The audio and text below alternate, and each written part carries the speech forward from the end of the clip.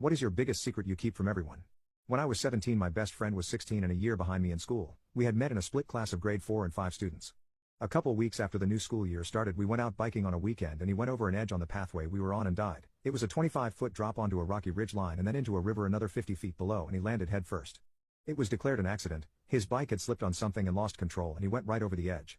I was riding in front and didn't notice anything till I heard the crash behind me. He didn't make a sound going over the edge. When I turned around and looked, it was a sight I will never forget and still have nightmares about. I had a cell phone with me and called 911, but there was nothing to be done. Even from up where I was, I could see his helmet had cracked and blood pooling around his head. His family blamed me for the death even though it was an accident, saying I had pushed him to ride too hard. It was a bike path in the city, but they needed an excuse, or that I had distracted him, stuff like that. About 9 months later, I had to clear out our locker at school. Even though I was in grade 12 and he was in grade 11, we arranged to share a locker at the end of the school year.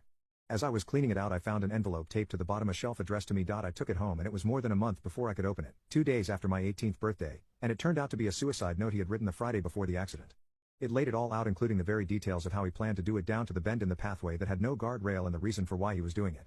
It has been almost 8 years since I opened that note, and I've only told a lawyer, who I contacted about having to turn the note over to the cops. He said no and gave me a detailed written explanation for me to keep as to why I didn't have to, and a counselor a couple years later.